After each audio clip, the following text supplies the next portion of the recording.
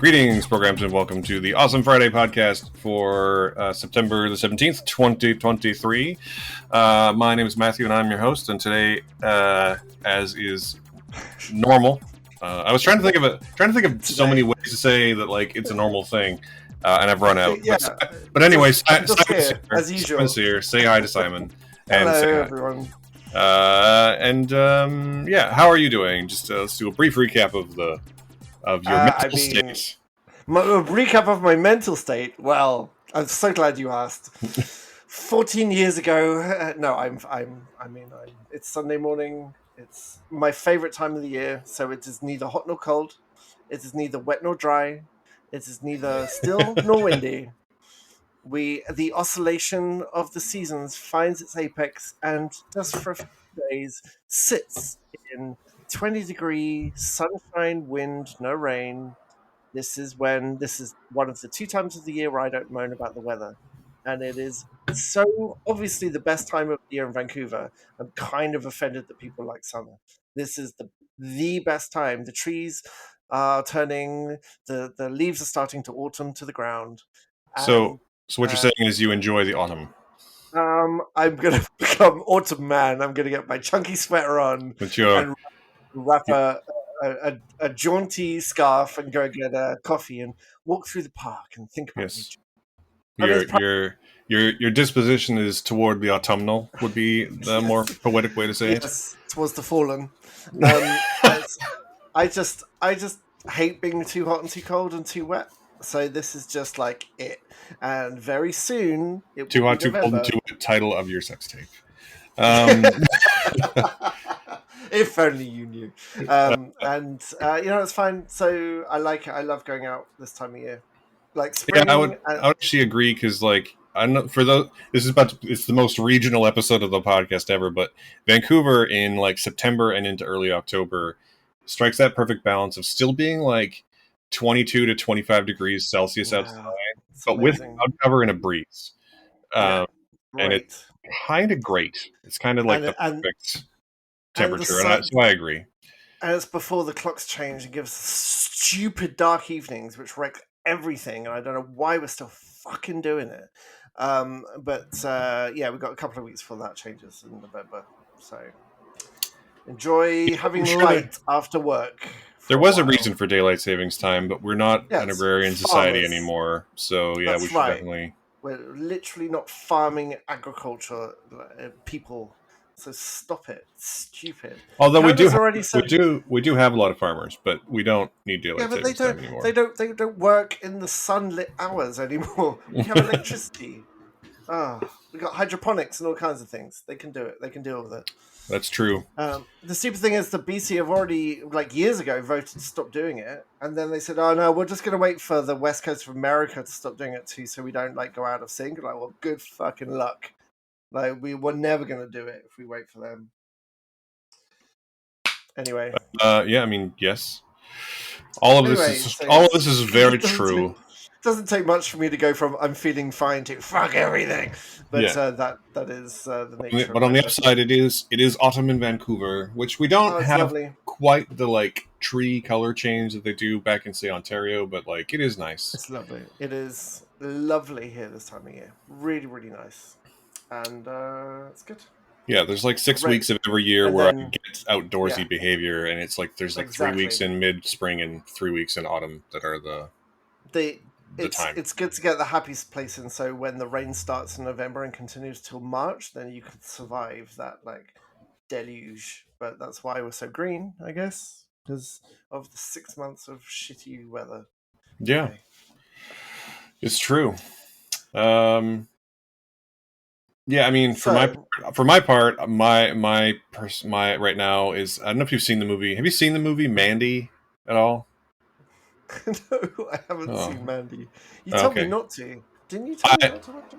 I don't know that you would vibe with it, to be perfectly honest. But if you're going to imagine my mental emotional state at any particular moment, and for the past 2 weeks, it's just there's a scene in that movie where Nicolas Cage is wearing a t-shirt and underwear and socks, and he's covered in blood, and he's in a bathroom, and he's just wailing for like a solid minute. Wow. And that's how I feel sometimes. That's not good, man. Do you need a hug? Like, what's going to make this better now? I made homemade pork al pastor tacos from a pork shoulder. I made my own achiote, and I slow baked it for an hour and a half, and we had it as tacos. I feel like you need to come over and eat that, because that's... I mean, I do, but also I just need to escape this late stage capitalist hellscape that we currently live in. And, that's there's just a low level of shit happening in the background all the time.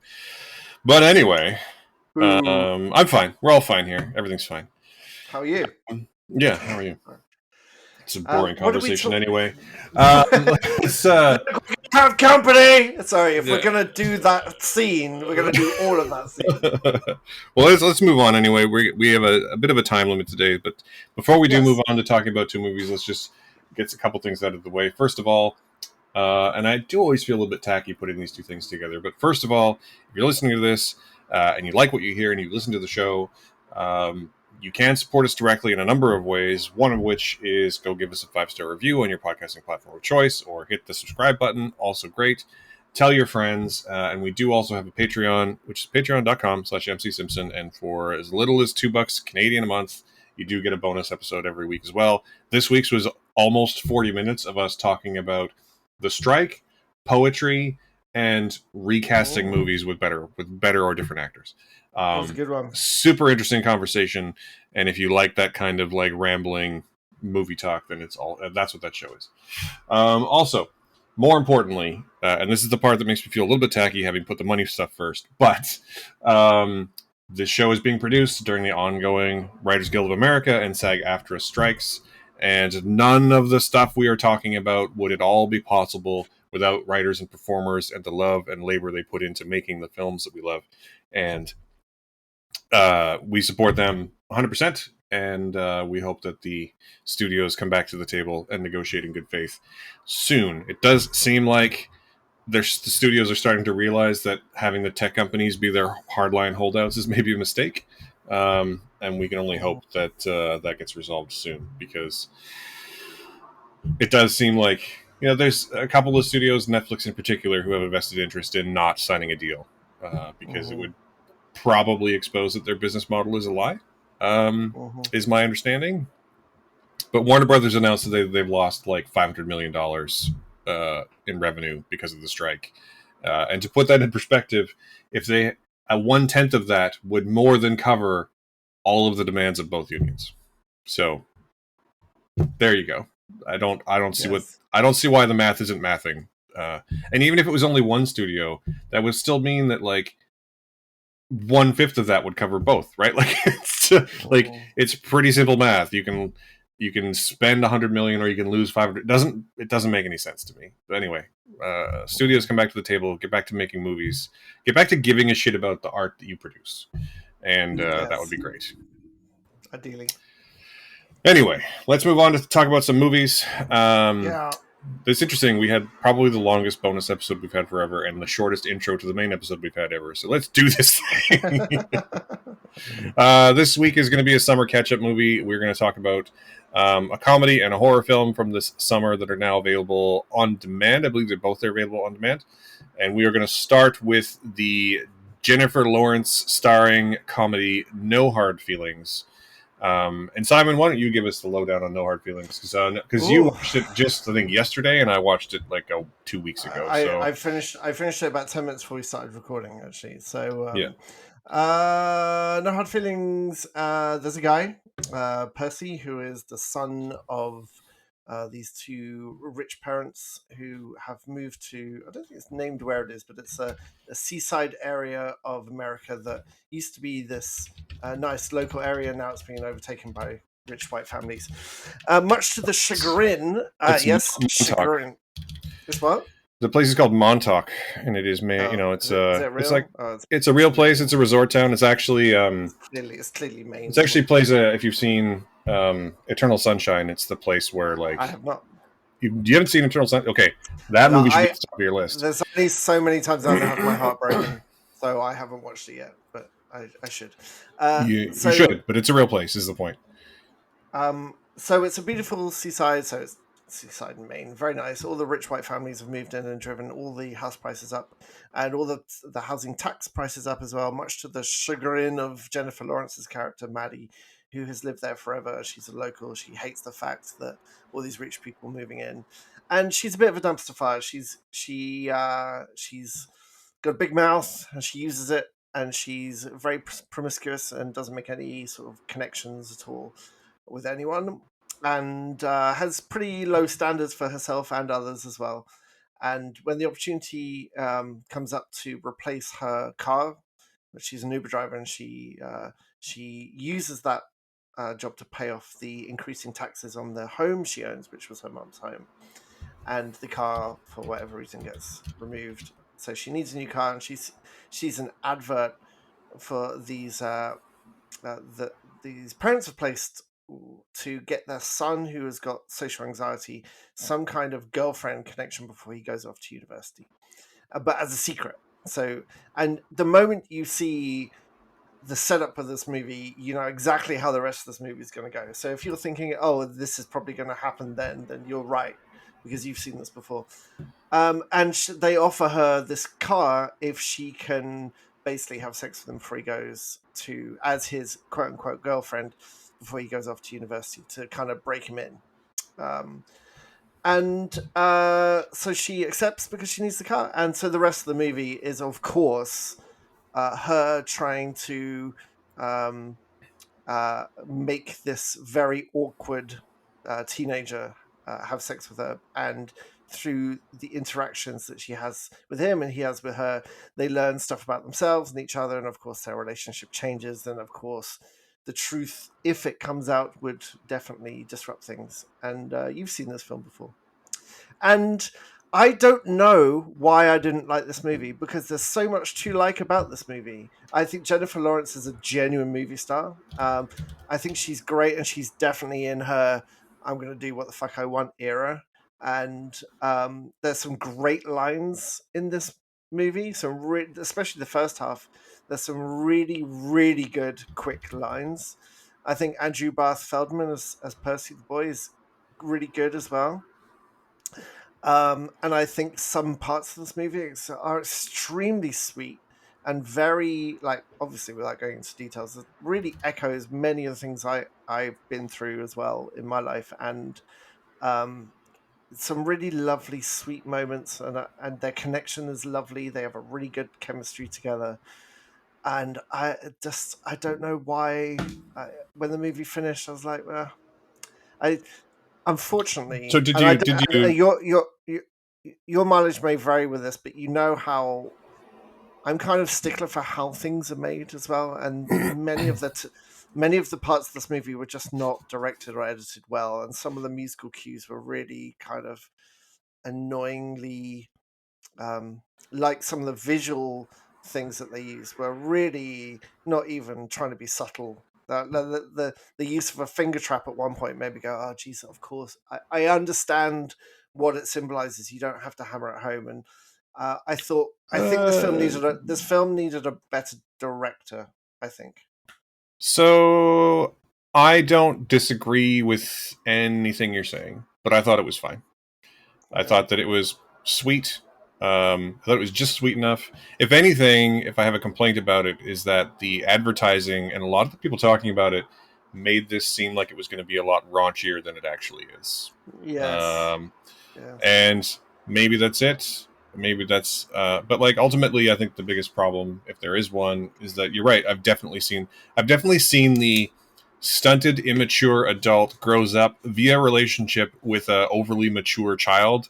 I have seen that movie roughly a bazillion times, so it does take something to make it an excellent one of those. But that being said, I think this is a perfectly serviceable one of those. Like, I don't think it's a great film, but I don't think it's a bad film. I think it's got enough funny stuff and enough. I think you're right. The chemistry between Lawrence and Andrew Barth Feldman is phenomenal.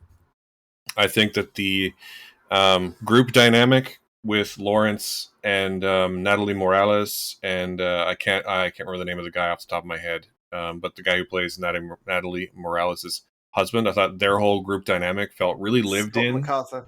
Yeah. I thought their dynamic was great. It felt really authentic and really lived in. And I think that the parts of this movie that are really raunchy, and in particular, a scene where a naked Jennifer Lawrence beats the ever loving shit out of a bunch of teenagers on a beach, are great. Mm-hmm. There's just kind of not enough of them. Like all the stuff that's the trailer makes it seem like the whole movie is that. A sex Um, comedy. Yeah, totally. like, and it is a sex comedy, but there's not enough Barely. raunchy stuff in it to make it Yeah. a raunchy sex comedy, right? Like Mm-hmm. it's like the stuff you've seen in the trailer is basically all the stuff in the movie. Like it's so I guess it's sort of a letdown via expectation, I guess. But like I say, like Jennifer Lawrence is so good that it can't help but be, for me at least, like I've seen this movie before, but it's just a little bit better than just being another one of those movies. Like I've seen 1,000 of these movies, and a lot of them are bad, and this one is fine. Few of them are great. This one is fine. Um, there's definitely like you could do worse. Like this is the kind of movie that too. I think that like when I eventually rewatch it, because I'm certain that I will rewatch it. I will probably get just as much out of it. Like the parts that are great, and the parts that are fine are fine. And it's one of those things where like the definition of a good movie is like 3 good scenes and no bad ones, and I feel like this just meets that. You know what I mean? Like it's not a great movie, but it's not a bad movie. It's totally fine, and I very much appreciate that Jennifer Lawrence is in a phase where she's like, I want to do stuff I want to do. Like she very much apparently did the scene where she beats people up on the beach naked. She did herself naked as a way to like reclaim her autonomy from the internet, which I adore. Um, and I don't know. I liked it. What can I say? It's fine. It's totally fine. That's it's kind of annoying because I don't really have that much more to say. It's a fine movie. I know. I look forward to Andrew Barth Feldman being a very specific kind of huge star. That's Yes, that's it. You know? I think so. I think I'm a little frustrated because I think it had the potential to be much, much better, just from being better directed and edited, and the stock musical cues I hated. But this is very specific to me. These are the things that really bug me. There is a lot in this movie, you're right, that elevates it from this movie that you've seen many times before, and it's the script in particular has some great single lines, and I mean, together with the performances, that's what elevates it. there's a number of really great scenes too. That, like you've definitely, if you're on social media, you've definitely seen someone lip syncing the scene where she explains to this kid's parents like they're looking to like hire someone in their 20s to date their son, and she's explaining to them that she's a little bit older than that. That scene is fantastic, and it's Mhm. really elevated not just by Lawrence but by the parents being Matthew Broderick and is it Laura Lauren Bernetta? Benatti, Yeah, Ben being the Benanti, parents. yeah. Um, and just like that whole scene is great. And just the Mhm. way that Lawrence is able to like confidently deliver this information is so on point with that kind of person. You know, like the Yeah. person who's like, yeah, I'm in my 20s, except I'm a little bit older. I'm a little bit older. Yeah. I was 29 last year. No, the year before. You know, it's just it takes a specific like kind of confidence to be able to deliver that kind of exchange well, and I feel like she does it really well. Yeah, it's Um, great seeing her in a bar with an ex of hers as well. Because one of her recurring themes is that she leaves lots of men. She just ghosts people. She does what she needs to distract herself from her own trauma, and then ghosts them. And so a couple of them kind of confront her to try and work out why. And there's one in the bar where she just has the perfect comeback, the kind of comebacks you desperately want in a social situation. She's just very confidently able to deliver these very funny lines very quickly. And I think she, as an actor, that's one of her special weapons that makes her so distinct, is that she can do crisp and sort of kind of dry and sarcastic, and she can do sexy, and she's unbelievably just beautiful in this film. She looks mhm. so good in this movie.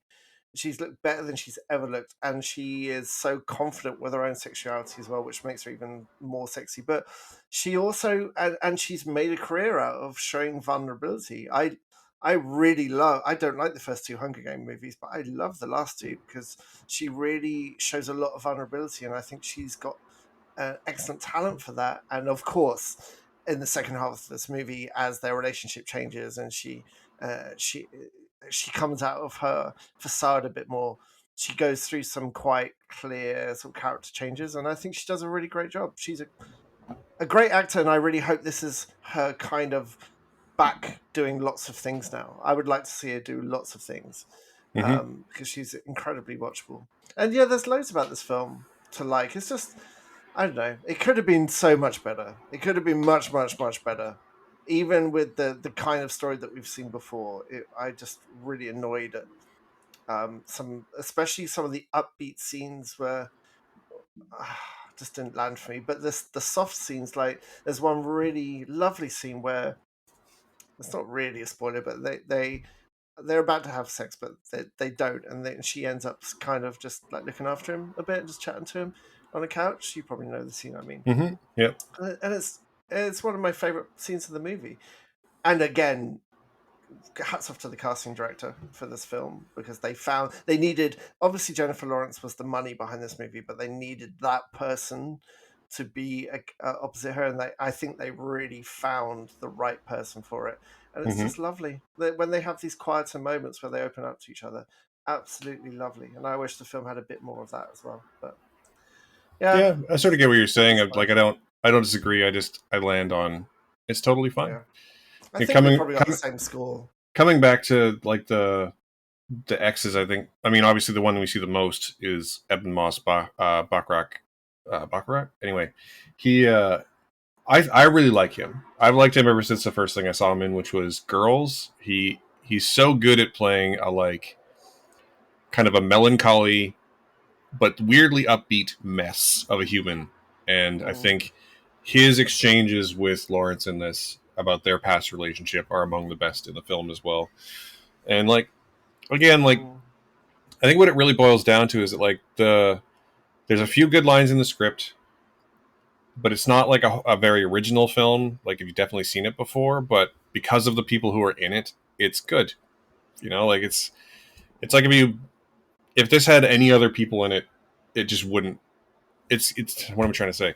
If this didn't have exactly the right people in the roles, it wouldn't be good. But they are, so it is. They elevate exactly what we were talking about in our bonus round. They really elevate the material, and to raise it above this quite standard story, and the way it's told as well is very, very standard. So they really do elevate it.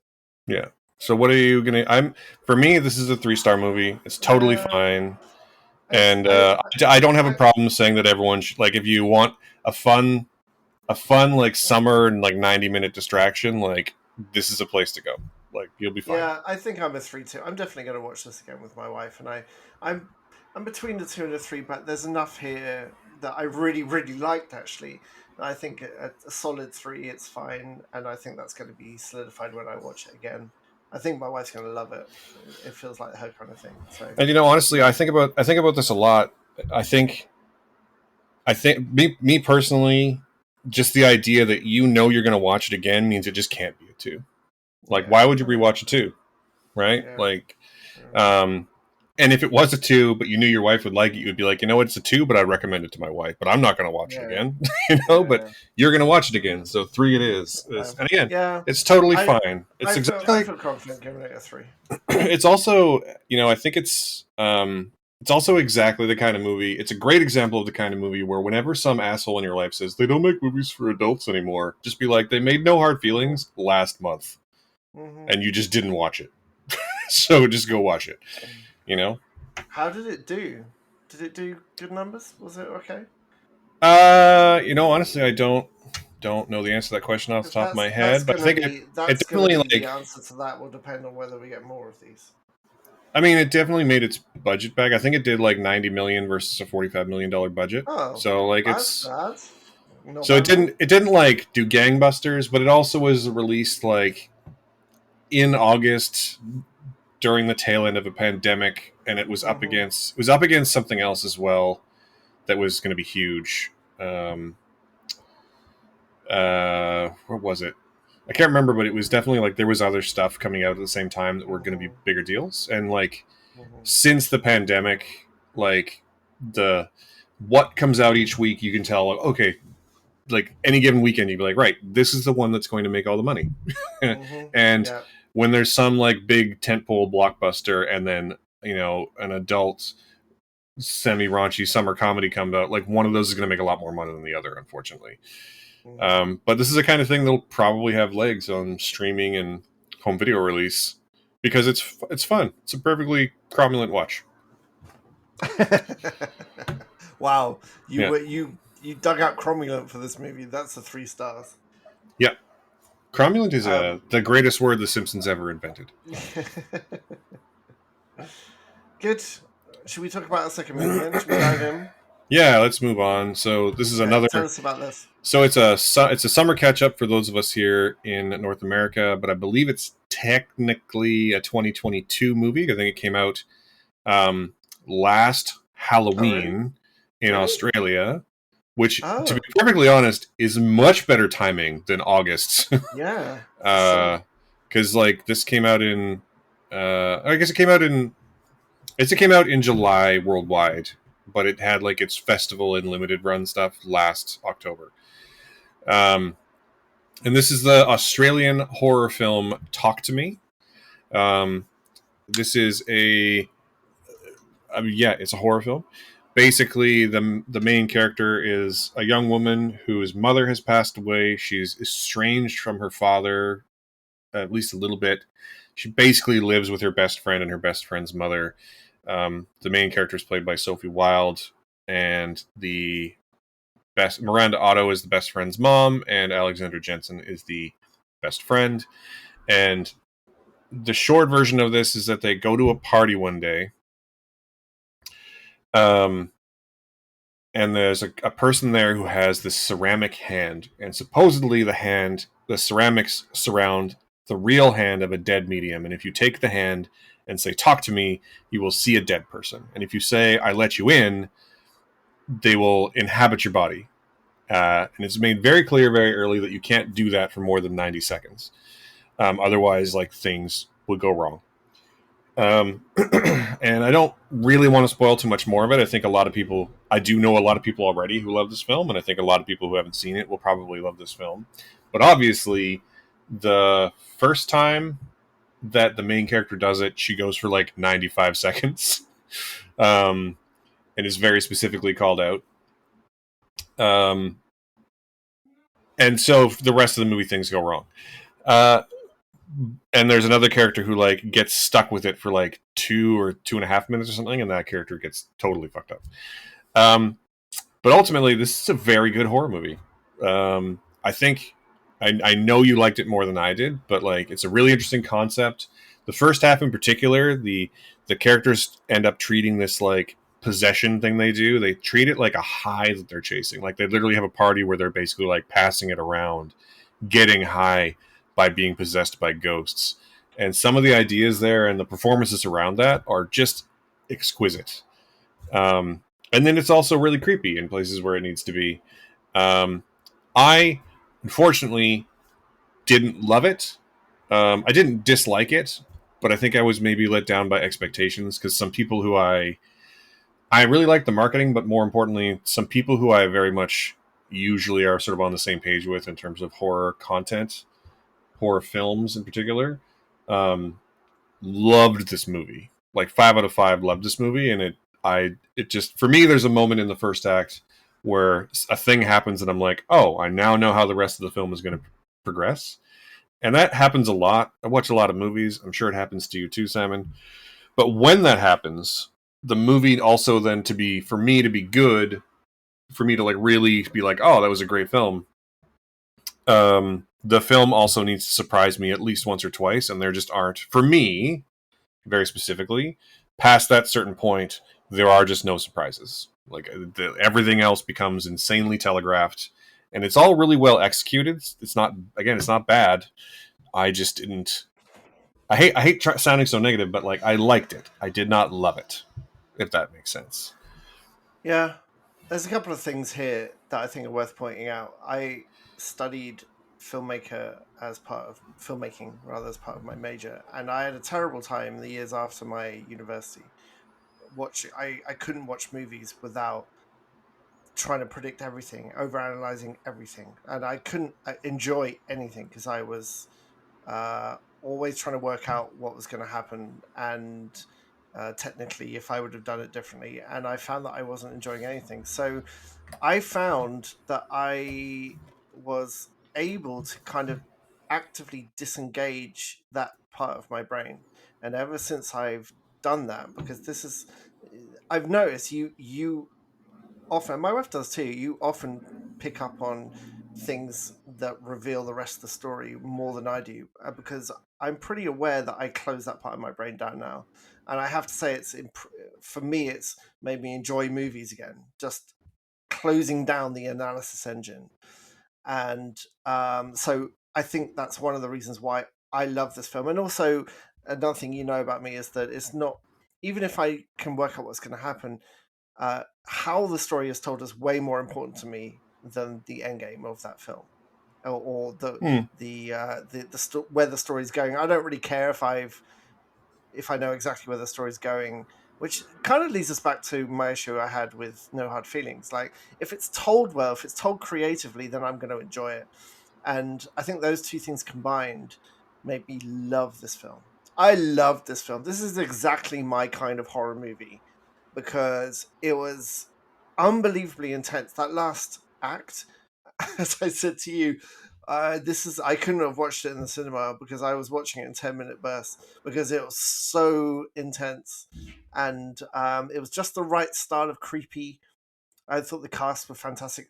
In particular, I thought Sophie Wilde was exceptional, and also Joe Bird gave this Mm-hmm. incredibly complex performance that was very, without spoiling anything, many different sides of many different coins. And the film is brutal, actually. When it when it wants some brutality, it gets to it very, very quickly.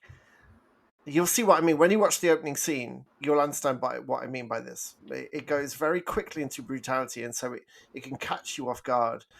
And I knew I loved this movie when it ended, and I felt like the ending landed really, really well. And I hadn't thought about it really, so I just enjoyed the ending coming together. And of course, it was pretty. There were lots of foreshadowing. You could see where it was going if you really thought about it. So I get what you're saying, but Well, it's I sort of just my loved. I just. thought it was. I was going to say, just as a counterpoint, the problem here isn't that I thought about it, is that I didn't have to. Right? Yeah, Like well, I don't need to turn off my brain to it's enjoy fine too. something, and I sort of No, I do. fundamentally disagree with the like turn off your brain to enjoy stuff. Like honestly, like if I have to turn on my brain, like maybe that's a problem. Like I No, shouldn't I have don't. to. I think you're misinterpreting what I'm saying. I'm talking about the over-analysis part. I'm not saying turn off the intellectual side. I'm just the part where you're analyzing everything, trying Yeah, to work out where it's going. I guess I'm I just saying may that like disengage that. as a person who watches, you know, upwards of, well, certainly more than, I think I looked it up the other day because I was curious, and I think I've watched more than 350 films every year for the past like 7 years, It's and ridiculous. um, there's just a certain point at which, like, again, I'm not saying it's a bad movie. In fact, if anything, when it comes down to the stars rating for this film, it's kind of, it's a frustrating place to be because there's so much in it that I really liked, and I've been thinking a lot about whether to give this movie 3 stars or 4. And, you know, ultimately, like, this is one of the few times I would say where I do wish we gave half stars because it would be a perfect three and a Mm, half, right? Um, so I've been very much trying to decide, is this a high 3 or a low 4? And that's actually been a very mm, tough call. But there's mm, just, and again, I fully admit that like part of my problem was probably one of expectation. I was expecting, lots of people told me mm. this is the best horror movie they've seen in years. And for me, it is just not that. Like it is, Yes. I've seen everything in it, almost everything in it before, except for there's one incredible montage in the first, at the end of the first act, where they're at the party, they're at a party and they're passing the hand around, and like it's set to an Edith Piaf song, and it's a perfectly edited montage, and it's, you can tell they must have like filmed the whole thing and then cut scene pieces out of it, not just filmed those bits and pieces. It's so organically put together. They clearly did it with a specific song in mind, for reasons I don't want to spoil. And everyone in it is having such an authentically, everyone in it is so authentically good, in those moments and throughout a lot of the film.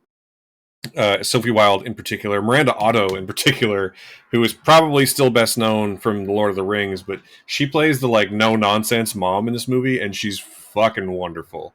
And like, there's some great performances and all of that, but also like, I just needed at least one bigger surprise. Like, don't be wrong, the ending you're talking about, the very end of the film, is very on brand. It's very on theme. It's very well performed. It's also not a surprise. You know what I mean? Like, I needed one thing to go away that I wasn't expecting it to, and that just does not happen. And that's not that's not that's not me analyzing the film. That's just me being like, I know what's going to happen, and I wish I didn't. Yeah, That's just. I think, but again, it's tough. I don't, because I do really like this movie, and I do think that like most people are going to love it. It's a really well executed film, and if you like, Australian horror has this very specific sort of vibe to it. So if you've seen like this, or like The Babadook, as another good example of not the like content exactly, but like the vibe of the horror, this shares that, and I do really appreciate that, because it's not something we necessarily. It's slightly different than the vibe of like North American horror, is all I'm trying to say, and I appreciate that. Yeah, you're not wrong. I had loads of It Follows vibes as well, which is one of my favorite horrors, so that really helped. But it goes back again to what we look for in films, isn't it? That the subjective nature of it, and that I loved how this film was made, like the Yeah, technical aspects of it, the choices of who to blur in the background or how to edit things together, the camera angles. I also really liked actually that when you've got a MacGuffin in these kind of movies, there always seems to be a moment where everyone kind of works out what it does, and a big part of the first act is usually, I can't believe it does this, and then they do it. Oh, it does. This movie very, very quickly got to the point where if you touch this hand and say these words, you see a dead person, and then you can let them in. It established it as fact, like it just does this. Not like it might do this, but it shows us very, very clearly that it does do this, and the group kind of treat it like it's a modern day Ouija board, like it's I mean, just a fun party, game, right? how they treat it. And the kind of twist at the end, which kind of reveals that they didn't quite see everything that it was. I really, really liked how it just got down to, oh no, it's real. It does this, and we just think it's fun. I really like that. Yeah, and it feels really authentic in a way too, where like in the same way, like it's a very obvious metaphor for drugs. Yes. Yeah. To the point where they are literally getting high from the experience. Like they're that's great. Not just like implied, but they're like, wow, I feel amazing having done this. I need to do it again. Is like a through line of the first and second act. And and I really, really, really like that idea. I really like the way it's performed. And I like the writing around it is also very good. And then, like I say, they're just, but also no surprises. So it's definitely that's fine. Definitely a thing. And again, like in the same way where you really wanted the technical aspects of No Hard Feelings to be better, I just wanted a surprise. One big surprise, one medium surprise in this film would have elevated it. It would have been a solid 4, for sure. But as it is, it's a very conflicted 3 for me. Are you going for a 3? Is that your settled score here? Yeah. I'm going for a 4. In fact, I'm probably going to buy it when it comes out on 4K. I think it's one of it feels like a very me horror movie. Like, you know, my relationship with horror movies has changed quite a lot in the last couple of years, and there's some things I can't watch because I film is escapism for me. So if there's anything that is horrific. I'm surrounded by horror in the real world increasingly, and there's some horror I just don't want to watch. But this is just a really, really well made, creepy horror movie with a great cast and a great script and a great idea. And I actually think it's a great companion piece to Evil Dead Rise. I think they would go together really, really well as a double bill. And I love that film too. In fact, the first act of this movie would have made a great Evil Dead like beginning. But uh, it's just really solid, and I really like the ending a lot. Mm-hmm. It was a very satisfying ending, and it made me think a lot about the movie. It was just The ending is it's really tailored for me. the ending is very thematically on point, which Mhm. I do appreciate. And Sophie Wilde, who I am 90% Great. sure I have never seen before. No, she's great Um, in this. she's like a an Australian. She's like the hot up and comer. She's been on like some stuff in like some TV series in Australia, and I think she was on something for ITV as well in Britain. I think she was in ITV? Tom. I think she was in. Um, she was in like an adaptation, like Tom Jones or something. I don't have it in front of me. Oh, So you're right. She apparently, was. Yeah, yeah, I looked it up yesterday and then didn't bring up my notes today, so that's a problem. Um, but yeah, she's phenomenal in it. The movie asks a lot of her, and she delivers in yeah. spades. Um, And again, she really elevates. The siren agrees. yeah, She welcome to really, Vancouver. really elevate. She really, really elevates it, and her. You're right. Her character is written to go through some pretty significant mental states, and she evolves into them one after the other instead of just clunking away through them. She's fantastic in this. I mean, Really, not really just makes it. mental, but like it also asks her to make some pretty big emotional swings, and she lands all of them. And I can't wait to see her in more stuff, Yeah, basically. And sure. I'm just gonna come back to the second, maybe because I've had a crush on her since 2002. But like Miranda Otto is so good in this movie. There's a great scene where she's the mom and she like knows she's going out and she knows her kids are gonna have a party and none of them will admit to it. And she finally gets to like the third kid and she's like, "Hey, what time's the party?" "Yeah, I know there's a party. What time's the party?" Like it's such a perfect mom in a movie moment, and I can definitely remember like my mom saying that kind of stuff to me. Like it's so pitch perfect, and I Definitely saying to definitely her enjoy boyfriend, this. stay away from her vagina. Like that's the Yeah, story. Like that's being stored. yeah, so good, so good. I wonder though, because it's filmed in Australia with Australian actors, and she's Australian royalty. And imagine being like on set with her. How long would you personally last in a cast with Miranda Otto before you say, can you can you say it? Go ahead, just can you say it? Just say it quickly. Not very Can long. you please? I don't even know. Honestly, there's so many things you could be implying that lines she could say, and they would not very long for Yeah, any. For me, like I'm sure it would be one line. Let's face I, it. but of the two of us, I'm definitely the one who gets the least starstruck about stuff. But there's definitely this at a certain point, it wouldn't be right away, but at a certain point, we'd be working together, and eventually, we like maybe the rap party would be like, okay, like look, like can we just like run through some Lord of the Rings lines? Can we just like do a scene? No, Can we just like all react you'd have to to the do. entire 9 hour movie? Like it's you know, You just walk up to and think of a dude's name that you work with and say, "Oh, hi, Gerald," and see her and say, "Oh, I'm sorry, I mistook you for a man," and then just stare at her until she corrects you. I wonder how Just much she look gets and that kind of nod. stuff. Oh, all the time. I'm sure, Yeah, but it's kind of like she Kevin probably loves Conroy it. at Comic Con, standing on tables and yelling out Yes, that he's Batman, yes, yes. just to like get it out of the way. Oh, You oh, know, Kevin Conroy. yeah. Anyway, this is a good movie. It's a solid 3 out of 5 for me. But it's Oh, are only you going with three? again to be fair, it's Oh, for most people it should be a 4. Like it's really well executed. It just didn't I didn't quite love it like maybe I five. expected to. Yeah. The Yeah, vibes are I great. The love. filmmaking is great. I wish I that I liked it loved more. it. Your wife is a horror movie aficionado. What did she think? She's actually on the same page as me. She had very high expectations, and she felt the film did not meet them. See, expectations are a problem, aren't they? I Yes. think this is. I wonder. I Never a sort of thought truer now. statement has been spoken, sir.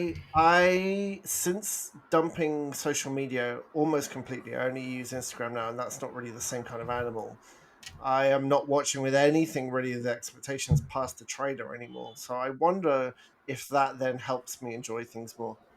Yeah, Leaving Twitter has definitely made me happier for you sure. know, maybe, but on the other hand, my wife does not do social media. So Oh, where her does she get expectation her? her expectations are entirely from like like secondhand buzz through people, and also like she watches the Mm, trailers, and she's a big horror fanatic, and when she sees something like this that like yeah, looks like it could be incredible and then it's not, yeah. that's it's, and That's fair. again, it's entirely from uh trailers and such. It's Yeah, that's fair. she's not having anyone else build it up for her, is what I'm Yeah, trying to say. interesting. Oh well, I'm a 4 stars. Loved it. And apparently, the filmmakers are making a prequel for the opening scene and also a sequel. So I hope they don't fucking ruin it. But I love this film. Apparently the filmmakers are the Filippo brothers are um oh, I just totally lost my train of thought. But they have a YouTube channel where they do horror comedy stuff, and apparently they're Oh, quite well respected for that. And this is their first film. Um, oh, cool. but it does sort of not surprise me that like it's one of those things where like on YouTube or on TikTok, when you sort of get stuck in a rut, right? Or it's not in a rut, but you sort of get Mm, stuck in a niche. Like something you do goes viral, and then you chase that thing. And I feel mm, like I'd kind of rather see them flex around and do something a little bit different mm-hmm, personally, you know what I mean? mm-hmm, But I fully recognize that as a person who liked but didn't love this movie, I'm actually in the minority, because mm-hmm. I think you loved it. I think most people Yeah. will, honestly. Mm-hmm, I think it's legitimately great. I think for a lot of people it could be like a very formative movie, and mm-hmm. I recognize that it just wasn't for me. That's fine. Yeah. Well, good. So yes, go watch this movie if you can take it. Go and watch it while it's in cinema. Oh, it's I'm not not that sure I bad. could. It's not that bad. You see, there I'm going to disagree with you. I thought that last sort of 40 minutes was just as it should be. That build up, that crescendo in horror movies. I thought, as opposed to Evil Dead Rise, which kind of petered out in the last act a little bit. This really just all those screws got tightened deliciously, as exactly as it should. I thought. Hmm. Um, but yeah, if you could go and sit in a big dark room with a bunch of people, I think you'll have a great time. Yeah. Well, yeah. That's what else is there to say other than that? Yeah. So let's wrap it up there. This has been a reasonably length show. So you're welcome, listeners. We love you. Once again, if you've liked the show, we do have a Patreon, which you can find in the show notes or patreon.com/MC Simpson. And $2 a month, man. Or if you're American, that's like a buck What? 50 to listen to us ramble like this with a little less direction, which I think is fun. And again, if you like what you heard, like smash that like button, man. Give us a 5-star review. Hit the subscribe button. We will be eternally grateful. Mm-hmm. Um, we actually know for the next couple of weeks everything we're going to be covering, which is interesting. It's been as the person who makes the choices, it's been actually kind of hard to make some of the choices of stuff we're going to be covering. But we'll be back next week with the new Mike Flanagan TV show and a new Disney movie, and we are looking forward to both of those things. Um, and Simon, are you gonna have time to watch an entire eight episode I show? mean, It's okay. Here, I'll give you some try. advice. You can sleep when you're dead. It's fine. If I just ignore my family for a week, it should be fine. Yeah. I actually, interestingly, because we got it so early, I thought you might have watched some of it already. But So I plan to, but my Friday and Saturday suddenly turned into chaos. So I didn't even manage to finish No Hard Feelings until just before the podcast today. yeah, fair enough. Well, I will say that the 8-episode television show that we are going to be talking about next week, I mainlined in 2 days. So, and I don't have children, so I might attempt to watch it again before we talk. Although, based on that show, we rewatched. We were about halfway through rewatching The Haunting of Hill House. So who knows? Wow. In case it's not aware, spoiler alert: I am a huge Mike Flanagan fan. So do with that information what you will. Anyway, we're going to wrap up the show. The last thing we, of course, need to say is that we record this here in Vancouver. We're on the unceded and ancestral lands of the Musqueam, Tsleil-Waututh, and Squamish nations. And that's it. That's the show. We'll see you next week, but thank you for now for joining us on this awesome Friday. Thanks, bye.